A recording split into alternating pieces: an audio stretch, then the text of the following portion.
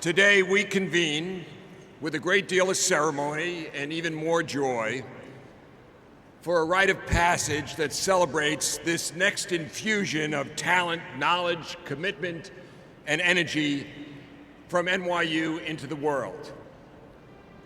A priceless gift from our university to the future. Ladies and gentlemen, the class of 2012. God bless them.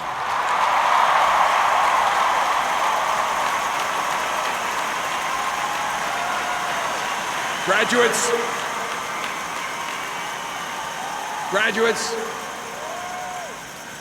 you and your loved ones live this day as a moment in the unfolding story of your lives. You know a past that has brought you here, a present through which you look to the unknown years ahead, and a future that is full of promise. Those of us who remain at NYU permanently live this day in a different way. We're reminded that you, our students, are a large part of what brings value to our vocation. You and your talent are what inspire us to do what we do. Ultimately, we fulfill ourselves largely through you. Such is the life at a university. The rich history of NYU stretches back now 180 years to the day that we were founded as a university that would be, in the words of our founder, in and of the city. In 1831, New York was a relatively small town. Alexander Cartwright had not yet produced the first rules of modern baseball, which by 1841, 10 years after our founding, was known as, quote, the New York game, close quote, something it still is today.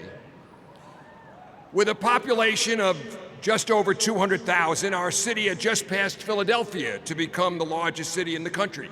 The United States was still an agrarian society, and all of the land between Washington Square Park and this stadium was dedicated to farming. Different from day one, NYU's story over the decades has been one of constant redefinition, constant aspiration, persistent integration with the city that has become the center of its world and of the world.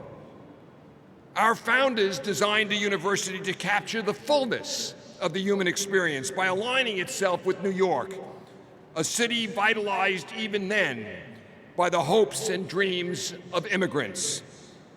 That revolutionary notion defines and inspires NYU to this day. There are other world cities, but New York is the world's first glocal city, global and local simultaneously. Consider this: over 200 countries are represented in the New York City public school system by children that were born in those countries.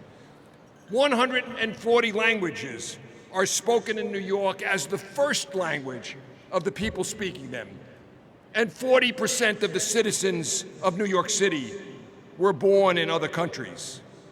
No other city so represents humanity, its diversity, its complexity, and its array of aspirations.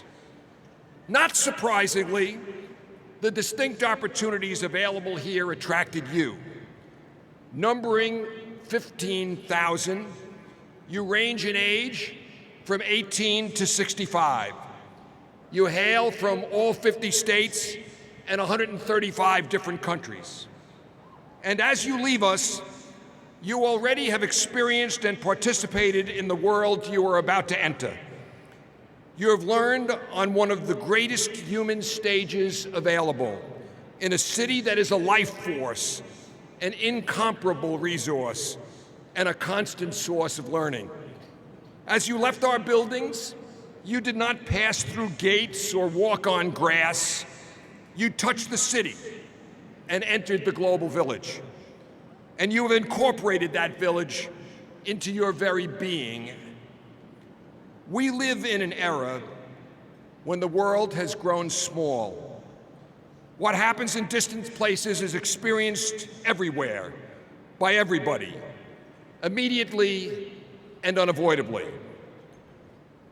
The central challenge of your collective lives will be developing ways to manage in this miniaturized world of immediacy a vast richness of race, of faith, of culture, and of thought.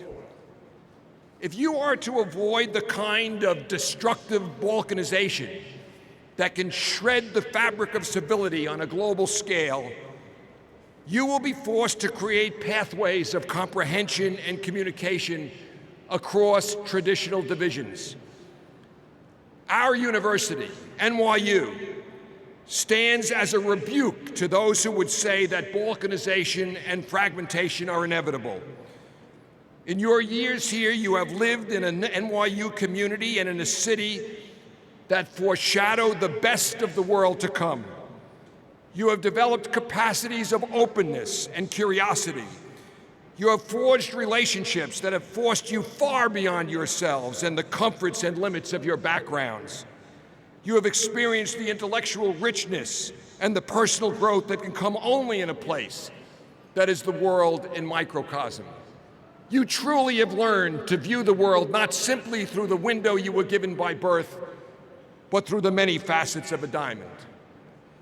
As you leave us, take with you not only the great talent you honed here, but also the experience you had here.